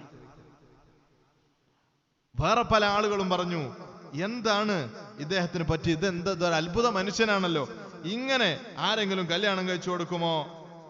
സംഭവം എന്താണ്? സംഭവം ബഹുമാനപ്പെട്ടവർ പറഞ്ഞു, അദ്ദേഹത്തോട് ചില ആളുകൾ ചോദിച്ചു, എന്താണ് നിങ്ങൾ ഇപ്പൊ ചെയ്തത്? ബഹുമാനപ്പെട്ടവർ പറഞ്ഞ മറുപടി, ഇന്നബ്നതി അമാനത്തും ഫീ ഉനുഖി, എന്റെ മകൾ എന്റെ ചുമലിൽ, അത് അമാനത്താണ്, അമാനത്താണ്. അതുകൊണ്ട് വഖദ് തഹറൈതു ഫീമാ സനഅതുഹു ലഹാ സലാഹ അംരിഹാ, അവളുടെ കാര്യത്തിൽ അവൾക്ക് ഏറ്റവും നല്ലത് ഏതാണോ അതാണ് ഞാൻ തെരഞ്ഞെടുത്തത്. അവളുടെ കാര്യത്തിൽ അവൾക്ക് ഏറ്റവും നല്ലത് എന്ന് പറഞ്ഞാൽ ദുനിയാവ് മാത്രം നോക്കിയാൽ പോരാ, ആഖിറം നോക്കണം. നമ്മൾ മകളെ കെട്ടിച്ചു കൊടുക്കുന്ന ചെറുപ്പക്കാരൻ ഇബാദത്തിന് താല്പര്യമില്ലാത്തവനാണെങ്കിൽ ഈ പെൺകുട്ടി കേടുവരും. നമ്മുടെ മകൻ ഇബാദത്തിന് ശ്രദ്ധയുള്ളവനാണ്, പെൺകുട്ടി ശ്രദ്ധയില്ലാത്തവനാണെങ്കിൽ മകൻ കേടുവരും. ഈ ഒരു ചിന്ത രക്ഷിതാക്കൾക്ക് വേണം. ബഹുമാനപ്പെട്ടവർ പറഞ്ഞത് അതാണ്. ഞാൻ ഏറ്റവും നല്ലത് എന്താണോ അവൾക്ക് നല്ലത് അതാണ് കൊടുത്തത്. അത് അബൂ വദാഅ. ദുനിയാവിൽ ചെറിയ കുറവൊക്കെ ഉണ്ടാവും, ആഖിറത്തിൽ അബൂ വദാഅന്റെ കൂടെ ജീവിച്ചാൽ ഓള് രക്ഷപ്പെടും. ഇങ്ങനെയാണ് വാപ്പ ചിന്തിക്കേണ്ടത്. എന്തെങ്കിലും വരുമാനം കിട്ടുമോ എന്നല്ല, വാപ്പ ചിന്തിക്കേണ്ടത് അതാണ്. അബൂ വദാഅക്ക് കല്യാണം കഴിച്ചു കൊടുത്താൽ ആഖിറ രക്ഷപ്പെടും. അപ്പൊ ആൾക്കാർ ചോദിച്ചു, ഇതെങ്ങനെയാണ്? ഓൾക്ക് ഇതാണോ നല്ലത്? ഓൾക്ക് ഇതാണോ നല്ലത്? നിങ്ങൾക്ക് എത്ര ആളുകൾ നിങ്ങളോട് കല്യാണം ചോദിച്ചു? ഇവിടെ ഖലീഫന്റെ, നമ്മുടെ അമീറുൽ മുഅ്മിനീൻ ആ വലീദ് എന്ന് പറയുന്ന മകനക്ക് വേണ്ടി കല്യാണം ആലോചിച്ചിട്ട് നിങ്ങൾ കൊടുത്തില്ല. എന്താണ് സംഭവം? അദ്ദേഹം പറഞ്ഞു, നിങ്ങളൊന്ന് ചിന്തിച്ചു നോക്കണം. എൻ്റെ മകൾ എൻ്റെ വീട്ടിൽ നിന്ന് ഖലീഫയുടെ കൊട്ടാരത്തിലേക്ക് താമസം മാറ്റിയാൽ അവിടെയുള്ള സുഖ സൗകര്യങ്ങൾക്കിടയിൽ വിലപിടിപ്പുള്ള സോഫ, അലമാറ, സാധനങ്ങൾ, സാമഗ്രികൾക്കിടയിൽ അവളിങ്ങനെ തിരിഞ്ഞു മറിഞ്ഞ് ജീവിക്കുമ്പോ അവിടെയുള്ള സേവകർ, പരിപാലകർ, അവിടെയുള്ള അടിമകൾ, അവർക്കിടയിൽ ഇവൾ ഇങ്ങനെ ജീവിക്കുമ്പോ ഇടത്തും വലത്തും സൗകര്യങ്ങളാണ്, മുന്നിലും പിന്നിലും സൗകര്യങ്ങളാണ്. ഇങ്ങനെ അവൾ ജീവിച്ചാൽ, അതുമാത്രമല്ല നമ്മുടെ അമീറുൽ മുഅ്മിനീൻ ഖലീഫ മരിച്ചാൽ ആ ചെക്കനാണ് ഖലീഫ. ആര്? വലീദ്. അബ്ദുൽ മലിക് ബിൻ മർവാനാണ് ഇപ്പൊ ഖലീഫ. അയാൾ മരിച്ചാൽ ഈ കെട്ടിച്ചൊടുക്കാൻ നിന്നിരുന്ന ചെറുക്കൻ വലീദാണ് ഖലീഫയാവുക. അങ്ങനെ ഇസ്ലാമിക് റിപ്പബ്ലിക്കിന്റെ ഭരണാധികാരിയുടെ ഭാര്യയായി എന്റെ മോളാണ് മാറിയാൽ എന്താണ്ടാവുക? ഐന യുസ്ബിഹു ദീനുഹാ ഹീനഇദിൻ. ഓള ദീന് പിന്നെ എവിടെയായിരിക്കും ഓള ദീൻ എന്ന് ബഹുമാനപ്പെട്ട സഈദ് റളിയല്ലാഹു ചോദിക്കാം. ഇത് വാപ്പമാർക്കൊരു പാഠമാണ്. നമ്മുടെ മക്കളെ കല്യാണം കഴിക്കുമ്പോ ആണായാലും പെണ്ണായാലും ദീനുള്ളവർക്കേ കല്യാണം കഴിച്ചു കൊടുക്കാവൂ. മദ്രസയിൽ പഠിച്ചോ എന്നത് മാത്രം നോക്കാൻ പാടില്ല. അതനുസരിച്ച് ജീവിക്കുന്നവരാണോ, നിസ്കാരത്തിൽ ശ്രദ്ധയുണ്ടോ, നോമ്പിൽ ശ്രദ്ധയുണ്ടോ, ഔറത്ത് മറക്കുന്നുണ്ടോ എന്ന് നോക്കിയാൽ നമ്മുടെ മക്കളും ഈ പുതുതായി കടന്നു വന്ന ആളും തമ്മിൽ നല്ല ഒരു ജീവിതം ഉണ്ടാവുകയും നമ്മുടെ വീട് സ്വർഗ്ഗാവുകയും മാതാപിതാക്കൾക്ക് അതൊരു വൃദ്ധസദനമായി തോന്നൂല, നല്ല സന്തോഷത്തോടുകൂടെ ജീവിക്കാൻ പറ്റുകയും ആഖിറത്തിൽ ഇവരൊക്കെ നമുക്കൊരു തണലായി ഉണ്ടാവുകയും ചെയ്യും എന്ന് നമ്മളൊക്കെ മനസ്സിലാക്കുക.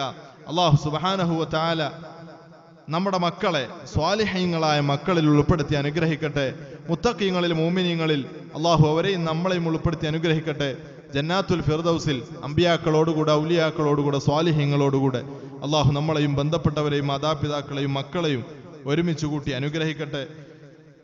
ഇന്ന് നമ്മുടെ മജ്ലിസിലേക്ക് വളപ്പിൽ ഉമയ്യക്കുട്ടി എന്നവർക്ക് വേണ്ടി ദുആ ചെയ്യാൻ പായസം കൊണ്ടുവന്നിട്ടുണ്ട്. അല്ലാഹു സുബ്ഹാനഹു തആല ആ സദഖ അവരിൽ നിന്ന് കബൂലാക്കട്ടെ. അതിന്റെ മിസ്ൽ സവാബ് അവരുടെ ഹദറത്തിലേക്ക് അല്ലാഹു എത്തിച്ചു കൊടുക്കട്ടെ. ഖബറിൽ വല്ല പ്രയാസങ്ങൾ അനുഭവിക്കുന്നുണ്ടെങ്കിൽ ഇതിന്റെ ഫലമായി ഈ മജ്ലിസിന്റെ ബറക്കത്തുണ്ട്. അല്ലാഹു അതിന് സലാമത്ത് നൽകി അനുഗ്രഹിക്കട്ടെ. മഹദി ജീവിതകാലത്ത് ചെയ്ത എല്ലാ നന്മകളും അല്ലാഹു പരിപൂർണമായി കബൂലാക്കട്ടെ. എന്തെങ്കിലും തെറ്റുകുറ്റങ്ങൾ വന്നു പോയിട്ടുണ്ടെങ്കിൽ അവന്റെ മഹദായ ഫദ്ല് കൊണ്ട് വിട്ടുപുറത്ത് മാഫാക്കി കൊടുക്കട്ടെ. അവരുടെ കുടുംബത്തിൽ പല ജാതി പ്രശ്നങ്ങൾ അനുഭവിക്കുന്നവരുണ്ട്. അല്ലാഹു അവരുടെ രോഗങ്ങൾ, ബുദ്ധിമുട്ടുകൾ എല്ലാം മാറ്റി റാഹത്തോടുകൂടെ, സന്തോഷത്തോടുകൂടെ അല്ലാഹുവിന് ഇഷ്ടപ്പെട്ട ഒരടിമയായി ജീവിക്കാൻ അവർക്കും നമുക്കൊക്കെ തൗഫീഖ് നൽകി അനുഗ്രഹിക്കട്ടെ. റബ്ബനാ തഖബ്ബൽ മിന്നാ ഇന്നക അൻത സമീഉൽ അലീം വതുബ് അലൈനാ ഇന്നക അൻത തവ്വാബുർ റഹീം. ആമീൻ ബിറഹ്മതിക യാ അർഹമർ റഹീമീൻ. അസ്സലാമു അലൈക്കും വറഹ്മത്തുള്ളാഹി വബറകാതുഹു. അഊദു ബില്ലാഹി മിനശ് ശൈത്വാനിർ റജീം. ബിസ്മില്ലാഹിർ റഹ്മാനിർ റഹീം. الحمد لله رب العالمين الرحمن الرحيم مالك يوم الدين إياك نعبد وإياك نستعين اهدنا الصراط المستقيم صراط الذين أنعمت عليهم غير المغضوب عليهم ولا الضالين آمين. بسم الله الرحمن الرحيم. قل هو الله أحد الله الصمد لم يلد ولم يولد ولم يكن له كفوا أحد. بسم الله الرحمن الرحيم.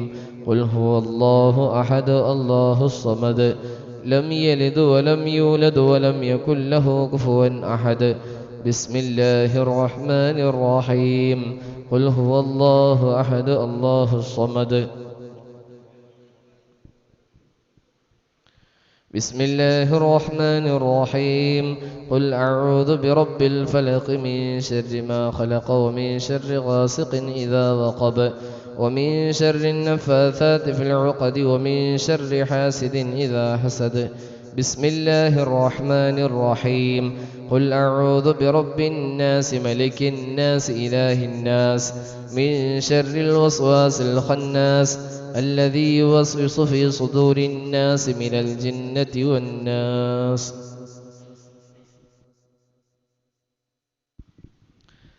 الحمد لله رب العالمين حمدا كثيرا طيبا مباركا فيه على كل حال حمدا يوافي نعمه ويكافئ مزيده. يا ربنا لك الحمد كما ينبغي لجلال وجهك وعظيم سلطانك سبحانك لا نحصي ثناء عليك أنت كما ثنيت على نفسك فلك الحمد ولك الشكر حتى ترضى اللهم صل وسلم على رسولك سيدنا محمد وعلى آل سيدنا ومولانا محمد റഹ്മാനുർ റഹീമുമായ രാജ സയ്യിദായ അല്ലാഹുവേ, ഞങ്ങളുടെ മജ്ലിസിനെ ഖബൂലാക്കണേ അല്ലാഹ്. ഞങ്ങൾ ഒരുമിച്ച് കൂടിയത് സാലിഹായ അമലുകളിൽ ഉൾപ്പെടുത്തണേ റഹ്മാനെ. ഞങ്ങളുടെ ഈ മജ്ലിസിൻ്റെ ഹഖ് ജാ ബറക്കത്ത് സവാബിനെ ഞങ്ങളുടെ കുടുംബത്തിൽ നിന്ന് മരണപ്പെട്ടു പോയവരിലേക്ക് എത്തിച്ചു കൊടുക്കണേ റഹ്മാനെ. മുഴുവൻ അംബിയാക്കൾ, ഔലിയാക്കൾ, സാലിഹുകളുടെ ഹളറത്തിലേക്ക് എത്തിക്കണേ റഹ്മാനെ. മശായിഖന്മാരുടെ ഹളറത്തിലേക്ക് എത്തിക്കണേ റഹ്മാനെ. മഹാന്മാരായ ബദരീങ്ങളുടെ ഹളറത്തിലേക്ക് എത്തിക്കണേ റഹ്മാനെ. ഹബീബായ റസൂലുള്ളാഹി സ്വല്ലല്ലാഹു അലൈഹി വസല്ലമ തങ്ങളുടെ തിരുറൗളയിലേക്ക് എത്തിക്കണേ റഹ്മാനെ. ഞങ്ങളുടെ എല്ലാ ഹലാലും ഖൈറുമായ ഉദ്ദേശങ്ങൾ ഹാസിലാക്കണേ അല്ലാഹ്. എല്ലാ മുറാദുകളും ഹാസിലാക്കണേ റഹ്മാനെ. എന്ത് ഉദ്ദേശം വെച്ചുകൊണ്ടാണോ ഈ മജ്ലിസിൽ പങ്കെടുത്തത് ആ ഉദ്ദേശങ്ങളൊക്കെ ഹാസിലാക്കണേ റഹ്മാനെ. മജ്ലിസിൽ ദുആ കൊണ്ട് വസിയ്യത്ത് ചെയ്തവരുടെ എല്ലാ ഹലാലും ഖൈറുമായ ഉദ്ദേശങ്ങൾ ഹാസിലാക്കി കൊടുക്കണേ അല്ലാഹ്. രോഗികൾക്ക് പരിപൂർണ ശിഫാ നൽകണേ റഹ്മാനെ.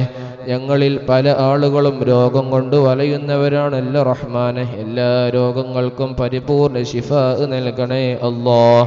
മാറാവ്യാധികളെ തൊട്ട് കാത്തിരക്ഷിക്കണേ റഹ്മാനെ. പെട്ടെന്നുള്ള മരണങ്ങളെ തൊട്ട് കാത്തിരക്ഷിക്കണേ അല്ലാഹ്. കീറി മുറിക്കേണ്ടുന്ന ആക്സിഡന്റ് പോലത്തെ മാരകമായ അപകടങ്ങളെ തൊട്ട് കാത്തിരക്ഷിക്കണേ റഹ്മാനെ. ക്യാൻസറിനെ തൊട്ട് കാത്തിരക്ഷിക്കണേ റഹ്മാനെ. ഞങ്ങളുടെ മഹല്ലത്തിലുള്ള മുഴുവൻ ക്യാൻസർ രോഗികൾക്കും പരിപൂർണ ശിഫാ നൽകണേ അല്ലാഹ്. പരിപൂർണ ശിഫാ നൽകണേ റഹ്മാനെ. ഞങ്ങളിൽ ആരിലും നീ ആ ക്യാൻസറിൻ്റെ സിംറ്റംസ് ബാക്കിയാക്കല്ല റഹ്മാനെ. എല്ലാ രോഗങ്ങൾക്കും പരിപൂർണ ശിഫാ നൽകണേ അല്ലാഹ്. ഞങ്ങളുടെ മജ്ലിസിൽ ദുആ കൊണ്ട് വസിയ്യത്ത് ചെയ്തവരുടെ എല്ലാ മുറാദുകളും ഹാസിലാക്കണേ അല്ലാഹ്. മഹല്ലത്തിൽ നിന്ന് അടുത്ത് മരണപ്പെട്ട ഉമ്മയ്യക്കുട്ടി എന്ന മഹദിയുടെ ഖബറിലേക്ക് ഈ മജ്ലിസിന്റെ സവാബ് എത്തിക്കണേ റഹ്മാനെ. അവരുടെ കുടുംബം ചെയ്ത സദഖയുടെ സവാബിനെ എത്തിക്കണേ അല്ലാഹ്. ഖബർ ജീവിതം സന്തോഷത്തിലും റാഹത്തിലുമാക്കി കൊടുക്കണേ അല്ലാഹ്. കുടുംബം ചെയ്യുന്ന മുഴുവൻ സൽക്കർമ്മങ്ങളും ആ മഹദിയുടെ ഖബറിലേക്ക് പ്രകാശമായി ചൊരിഞ്ഞു കൊടുക്കണേ റഹ്മാനെ. എല്ലാ ഹസനാത്തുകളും ഖബൂലാക്കണേ അല്ലാഹ്. മുഴുവൻ സയ്യിആത്തുകളും നീ ദൂരീകരിച്ചു കൊടുക്കണേ റഹ്മാനെ. ഖബർ വിശാലമാക്കണേ അല്ലാഹ്. സ്വർഗത്തിന്റെ കവാടങ്ങൾ തുറക്കപ്പെട്ട ഖബറാക്കണേ റഹ്മാനെ. ഖബറിന്റെ അദാബിനെ തൊട്ട് കാത്തിരക്ഷിക്കണേ അല്ലാഹ്. ഖബർ ശിക്ഷയെ തൊട്ട് കാത്തിരക്ഷിക്കണേ റഹ്മാനെ. നംക നൗമത്തിൽ അറൂസ് എന്ന് മലക്കുകൾ പറയുന്നവരിൽ ഉൾപ്പെടുത്തണേ റഹ്മാനെ. സ്വർഗത്തിന്റെ കവാടങ്ങൾ തുറക്കണേ റഹ്മാനെ. അവരെയും ഞങ്ങളെയും നാളെ നിന്റെ ജന്നാത്തിൽ ഫിർദൗസിൽ കുടുംബസമേതം ഒരുമിപ്പിക്കണേ അല്ലാഹ്. സിറാത്ത് പാലം പെട്ടെന്ന് വിട്ടുകടക്കുന്നവരിൽ ഉൾപ്പെടുത്തണേ അല്ലാഹ്. ഹബീബിന്റെ പരിശുദ്ധമാക്കപ്പെട്ട കരങ്ങളിൽ നിന്ന് ഹൗലുൽ കൗസർ വാങ്ങി കുടിക്കുന്നവരിൽ ഉൾപ്പെടുത്തണേ റഹ്മാനെ. എല്ലാ ഖൈറും നൽകി അനുഗ്രഹിക്കണേ റഹ്മാനെ. ഈ മജ്ലിസിലേക്ക് സംഭാവന നൽകിയവരെ ഖബൂലാക്കണേ അല്ലാഹ്. ആ സദഖ ജാരിയായ സദഖയാക്കി കൊടുക്കണേ റഹ്മാനെ. എന്ത് ഉദ്ദേശം വെച്ചുകൊണ്ടാണ് ആ സദഖ നൽകിയത് ആ ഉദ്ദേശങ്ങളെ ഹാസിലാക്കി കൊടുക്കണേ റഹ്മാനെ. ദീനിനു വേണ്ടി ഖിദ്മത്ത് ചെയ്യാനുള്ള തൗഫീഖ് നൽകണേ അല്ലാഹ്. ജോലിയിൽ ബറക്കത്ത് നൽകണേ റഹ്മാനെ. ഭാര്യ സന്താനങ്ങളിൽ, മക്കളിൽ, കുടുംബത്തിൽ ബറക്കത്ത് നൽകണേ അല്ലാഹ്. എല്ലാ ബുദ്ധിമുട്ടുകളെ തൊട്ടും കാത്തിരക്ഷിക്കണേ റഹ്മാനെ. സിഹറുകള്, മരണങ്ങള്, മാറാവ്യാധികള്, പെട്ടെന്നുള്ള മരണങ്ങളെ തൊട്ട് കാത്തിരക്ഷിക്കണേ റഹ്മാനെ. ആഖിബത്ത് മോശമാകുന്ന മരണങ്ങളെ തൊട്ട് കാത്തിരക്ഷിക്കണേ അല്ലാഹ്. മരണം വരെ നിനക്ക് ഇബാദത്ത് ചെയ്ത് ജീവിക്കാനുള്ള തൗഫീഖ് നൽകണേ അല്ലാഹ്. ലഅനത്താക്കപ്പെട്ട ഇബ്ലീസിനെ തൊട്ട് കാത്തിരക്ഷിക്കണേ റഹ്മാനെ. ഞങ്ങളുടെ മഹല്ലത്തിൽ നിന്ന് മരണപ്പെട്ടു പോയവരിലേക്ക് മജ്ലിസിന്റെ സവാബ് എത്തിക്കണേ അല്ലാഹ്. വിശിഷ്യ ഞങ്ങളുടെ പള്ളിയുടെ ചുറ്റുഭാഗത്ത് മറപ്പെട്ട് കിടക്കുന്ന ഖബറാളികളിലേക്ക് ഇതിന്റെ സവാബ് എത്തിക്കണേ അല്ലാഹ്. ഖബർ ജീവിതം സന്തോഷത്തിലും റാഹത്തിലുമാക്കണേ റഹ്മാനെ. ഞങ്ങളുടെ ജോലിയിൽ ബറക്കത്ത് നൽകണേ അല്ലാഹ്. ജീവിച്ചിരിക്കുന്ന മാതാപിതാക്കൾക്ക് ആഫിയത്തുള്ള ദീർഘായുസ് നൽകണേ റഹ്മാനെ. മരണപ്പെട്ടു പോയവർക്ക് മഗ്ഫിറത്തും റഹ്മത്തും നൽകണേ റഹ്മാനെ. അവർക്ക് പുറത്തു കൊടുക്കണേ അല്ലാ, പുറത്തു കൊടുക്കണേ റഹ്മാനെ. ഞങ്ങളുടെ മഹല്ലത്തിലെ ദീനീ സ്ഥാപനങ്ങൾക്ക് നേതൃത്വം നൽകുന്നവർ, അതിനു വേണ്ടി സഹായിക്കുന്നവർ സഹായിക്കണേ റഹ്മാനെ. എല്ലാ ഖൈറും നൽകണേ റഹ്മാനെ. അതിന് നേതൃത്വം നൽകുന്നവരെ നീ ഖബൂലാക്കണേ അല്ലാ. ദീനീ സ്ഥാപനങ്ങളെ സഹായിക്കുന്നവരെ നീ സഹായിക്കണേ റഹ്മാനെ. പാവപ്പെട്ട മുതഅല്ലിമീങ്ങൾക്ക് ഭക്ഷണം നൽകുന്ന ഉമ്മമാരുണ്ട് റഹ്മാനെ, അവരെ ഖബൂലാക്കണേ റഹ്മാനെ. എല്ലാ രോഗങ്ങൾക്കും പരിപൂർണ ശിഫാ നൽകണേ റഹ്മാനെ. സ്വർഗീയ ഭക്ഷണങ്ങൾ നൽകണേ അല്ലാ, സ്വർഗീയ പാനീയങ്ങൾ നുകരാനുള്ള തൗഫീഖ് നൽകണേ റഹ്മാനെ.